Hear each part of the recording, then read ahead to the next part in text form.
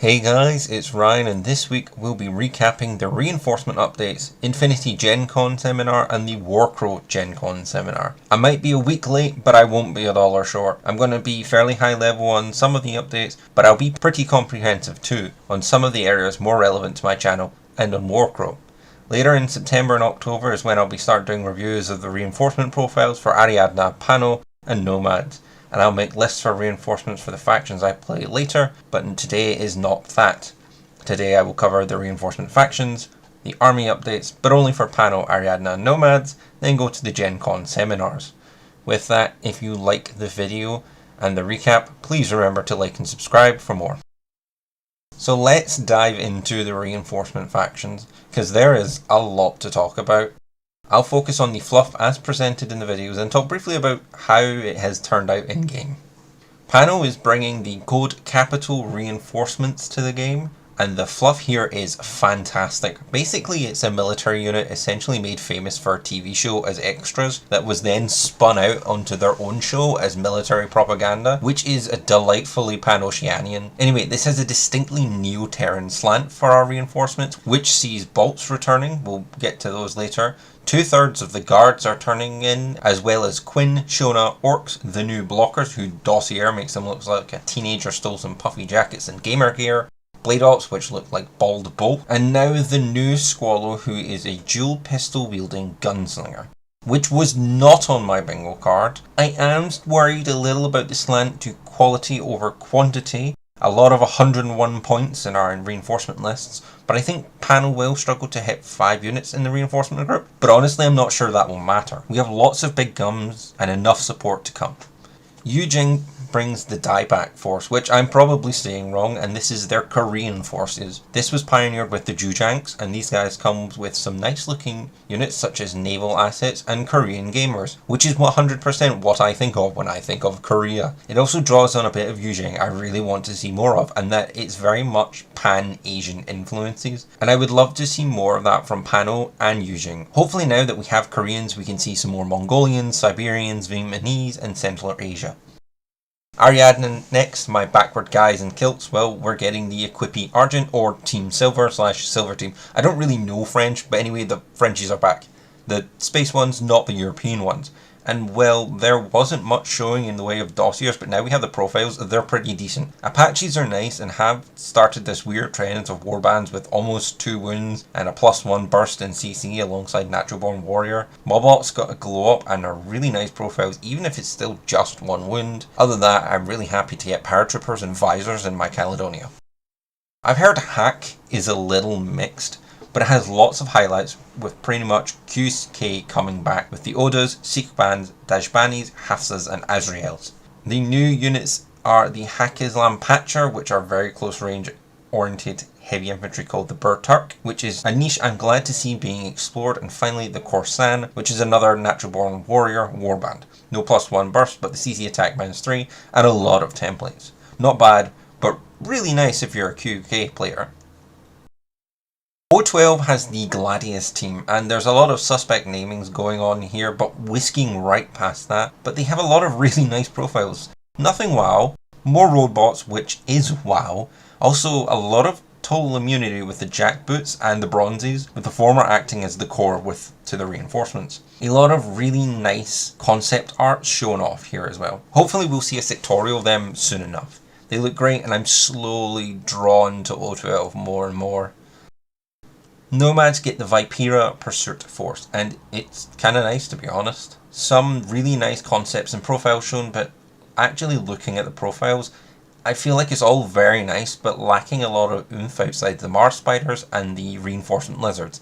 In saying that, Rounders do look dope with their design and profiles, and Prowlers got good. Not gonna lie, so many of them are pretty. I don't know quite what people are saying yet, but I think reinforcements are gonna be pretty diverse for Nomads.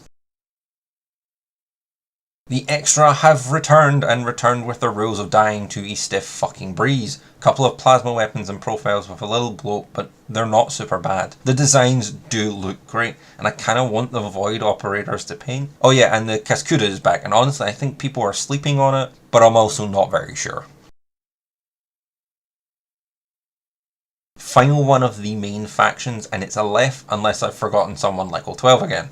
Maximus is the tag for Aleph, and people are not super positive on him. I honestly think he's fine for dropping in the midfield and rocking a damage 17 AP plus DA CCW. I think the main standout Aleph is the Taekwondo bots, but Aleph also gets a Black Friar knockoff, a Rem medium infantry in the Rishka attack bot. Overall, lots of good things, but not much oomph. Probably just close assault melee bots. Finally is Toha, who has really got nothing. Sorry artichokes, you're now fully out of production. And NA2, who got mercs, and an extra who hates other extras, called Samza, and he looks pretty neat, who again I might try and pick up and paint. The army updates next, and I'm going to cover the reinforcements in another video. Like I said, I've read the rules, but here's what's happening to the specific army updates that I care about. We'll start with Pano. It's a bit of a mixed bag, and we'll start off inoffensively with Fusiliers, Regulars and Croziers getting a comlink with a +1 bonus, which is not what I was expecting, but has been surprisingly helpful in list building. We got the new Squallow Mark II, a little different than the profiles for reinforcements obviously, but it rocks a multi-marksman rifle profile, a heavy machine gun plus grenade launcher profile, and a multi-heavy machine gun plus NCO profile, which are all very nice. However, we are losing the Silhouette 7 version soon, which I think is slightly more interesting and has the Verd specific profiles. I'll largely be using mine in reinforcements when I get him, as I play odd Pano military orders. Quinn still lives, surprisingly, but gets a +1 burst breaker pistol for an additional point. So sure, why not? He's also in reinforcements too with that. Agnes gets a Rem driver profile with +5 CC and +1 ballistic skill to buff out Bulletiers for some reason. And this is where I get annoyed for no reason. Peacemakers get a 3 or 4 point increase for whatever reason. I have no idea why, and I'm not sure why. Genuinely, I'm not happy about this. Is this the second time Panorems have got some sort of increase while other profiles sit untouched? Like, you're telling me that it was criminally undercosted at 20 points for a heavy shotgun in the midfield with a repeater, but Morans still sit untouched. But I mean, it is what it is. To be honest, I'm still likely to take Peacemakers. I'm just not happy about finding the extra points. Finally, and thankfully a positive point, but we do get Robin Hook in military orders, which, I don't know if you've read the description on the Dire Foes pack, was kinda implied from the start. Moaning aside, I am actually pretty happy with this. Emo is getting a very nice midfield presence despite cost increase, so I'm looking forward to trying her out. Caledonia and Cosmoflot updates are light on the ground. We get our line trippers with +2 comlinks, which really jives with Ariadna, as it's hard to build reinforcements with them. Lugaroos also get a viral sniper rifle, and Apaches get added to Murph as wildcards, which is about the extent of the army updates for Ariadna. Nomads get a few things, but I'm limiting myself to the cool kids of Nomads, Tunguska. The Tates get the +1 comlink, which is very standard at this point, but it's very nice. Spectres get a complete overhaul, which I think is nice. I've never really looked at them, but more deployable repeaters and cheaper profiles, which I'm actually thinking of considering now. Final bit of the army updates that I care about is that the Cyclones get a chain rifle for free, and Jelena Kovac gets tactical awareness, which is cheeky, and a new multi-rifle profile for 23 points. To be honest, I'm pretty happy with this, as I was considering her with a duo and a Kurza Borzak, so I think this is a good idea. Considering she comes in a pack with Quinn, I'm very tempted to get that and start building out my Tunguska. The Gencon video was absolutely packed, so let's break that down. In competitive play / ITS news, we're getting a new classified deck called the Operations deck, which apparently has had plenty of feedback on, which is very nice to hear. We're also getting a Battlefield Conditions card pack, which seems to be, well, I'm not sure, but it seems to add additional things to the table, rather than just mission objectives itself, like terrain and maybe turrets. I don't know, that last one is conjecture. I think this will be neat, to be honest, as terrain is an underutilized skill, so I'm curious to see how it will go. Also, we're getting a new tournament pack, and of course with Samza, the Rogue Extra, who I really want, so now I gotta go run a tournament and win it.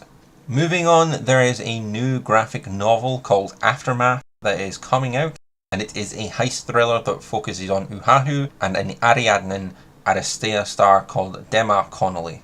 This will apparently focus on the illegal betting rather than the sport itself. And they show off one panel on Uha who looks just so out of place. She's like 4 foot nothing and change, and I'll be wondering to see if we'll see a new model for her soon.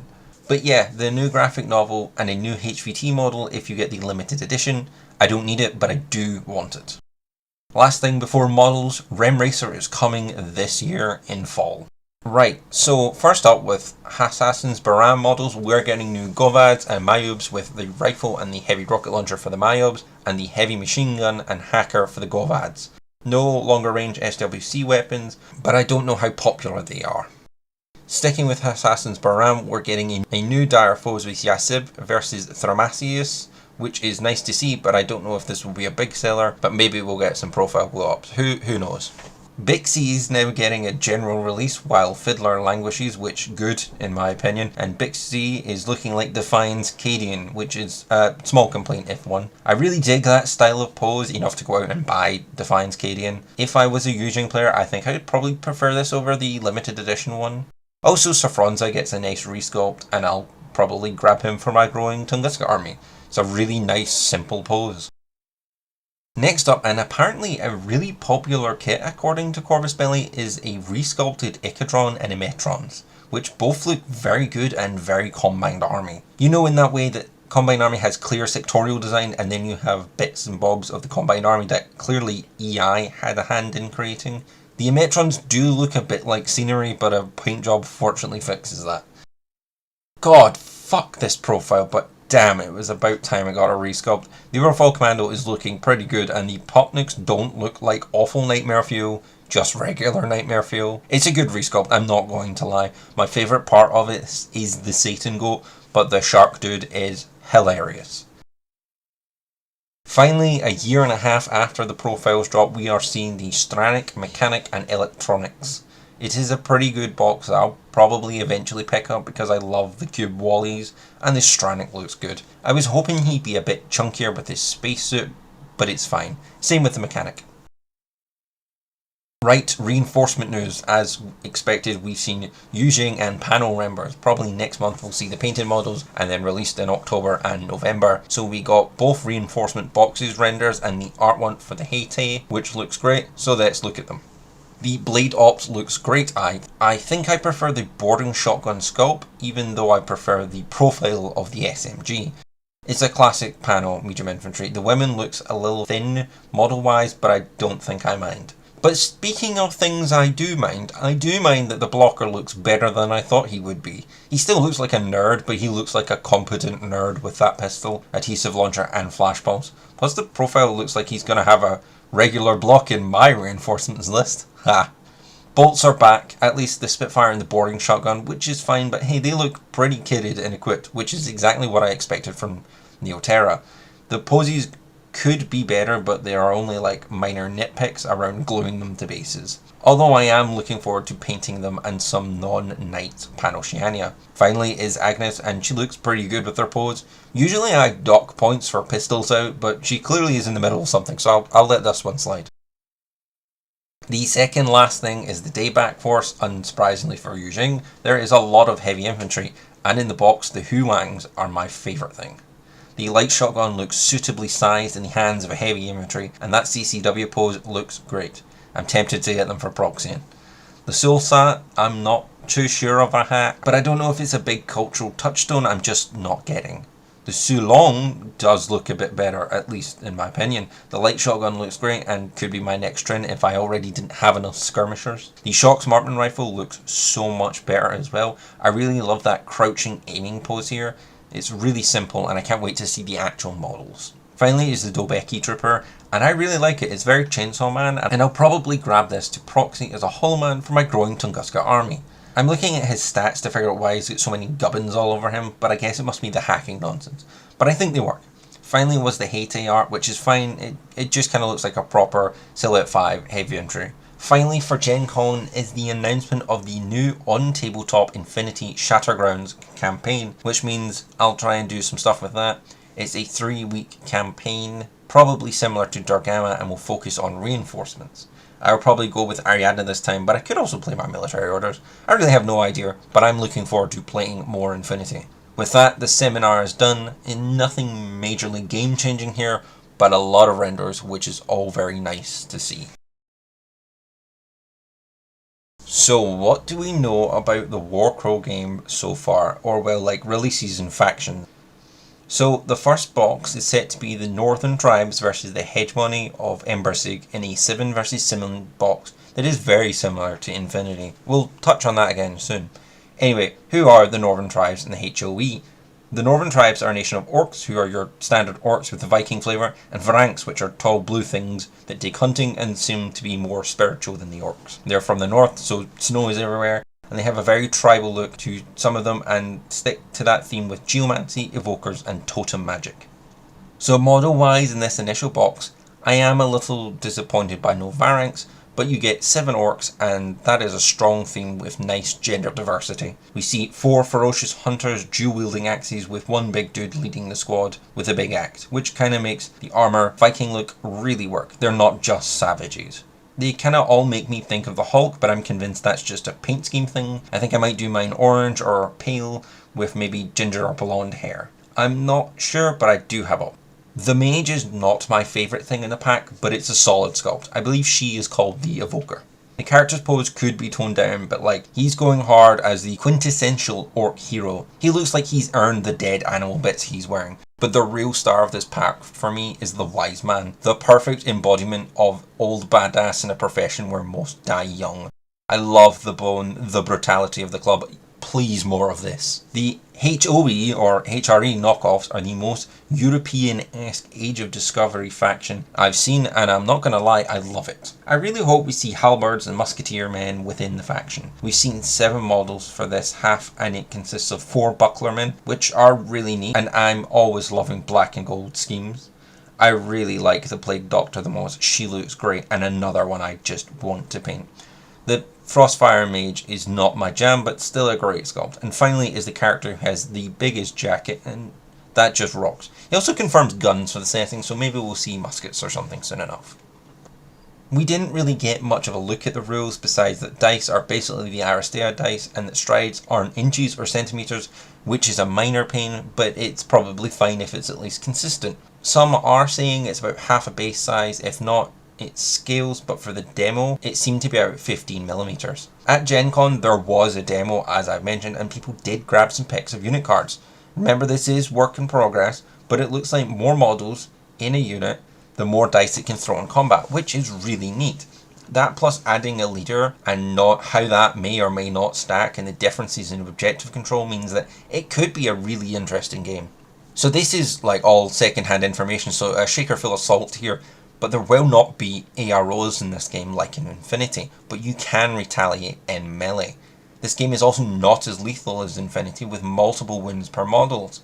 They also may be neutral NPCs in some of the demos, and the fog is a nasty thing, forcing tests and hinders activations, which sounds pretty neat. The units are also pretty fast, covering a lot of space per turn on the small demo boards, and there seems to be rumblings that they want the final board size to be smaller than 90 by 90 centimeters. The box seemed to be dubbed Operation Warcrow by a few members in the community, as I was thinking that earlier in the scripting process with the 7 versus 7 box. The demo seems to be the box that I've mentioned above, plus another squad of orcs and bucklermans, a 2-man squad of dwarf rangers, 2 Varank skin changers, plus an engineer character for the dwarfs, and the Varank character Njord, who we've seen in the Gencon Seminar, but he's confirmed in the Beyond box. So we can assume that the dwarves and the Varanks are going to also be in this. If this is true, I'm going to be very hard pressed not to buy it. Speaking to the people that have played it, magic seems pretty powerful, but also has some permanent debuffs. Apparently there is also some form of a catch-up mechanic. Movement is pretty nice and only based on the leader of a unit, so you move them and then you move the squad to be within coherency. Movement is also always your full value and can be broken up, but it is always in a straight line, so you can move up to 4, then you can move up to 2 in the same direction. It sounds pretty simple, but I will need to see it in practice. Okay, so everything talked about in the seminar we've just kind of covered. It confirms the 6 main factions and the alternate activation, the fancy dice and the switches, which are spend X face on the dice to do Y. The models will be done in thermoplastic, which has slowly been getting better, so in a year I reckon it'll be good for Silhouette too. Njord looks great and has a great axe, which is fantastic. I love me some big axes. Looking forward to seeing the model and painting far more blue than I need. So we also get a bit of a rundown on how activations are done. Initiative is done at the beginning of the round and the order is maintained until the next round, where it may switch at the beginning of that. Regardless, the player who has initiative will decide if they want to keep the order or swap. During a turn, one player can choose to activate one of their units in either 2 simple or 1 long actions. Simple actions must contain a movement. After they have activated, they get a token. If you want to activate again, you're going to have to take some stress. If your stress is greater than your morale, then you're going to have to take a willpower test or flee. You can remuster, but it seems it takes some time. The clock then moves after a turn and any events have happened. The above example in the demo was a meat monster would attack or move after both players have had their go that turn. Players may skip their turn if they have had all their units activated. If both skip, then all untriggered events happen and the round ends and the next one begins. Time frames for the game seems to have been given, and it's Gencon 2024, which is a bit later than I think most people were expecting for the release. I personally was thinking Gencon 2024, but we will get lots of demos to make up for it, although mainly in Spain and Europe. The game looks to be in development until around Adepticon, when it will be officially announced and released at Gencon. Hopo does say this is all subject to change. So my thoughts on Warcrow so far are, I'm pretty happy with it from what I've been seeing. I've been itching for a fantasy game with pretty decent heroes that can pop into units and have these cool little retinues. The alternative activations and clock looks like it'd be quite nice, and I'm hearing that this will be making for a very nice beer and pretzel games, which I'm very much down for. So that was my Gen Con update video. Hopefully it was useful to collate all this information into one place. And if you like this video, please remember to like and subscribe for more. This video was a hell of a project to get done in a week. Thank you so much for watching.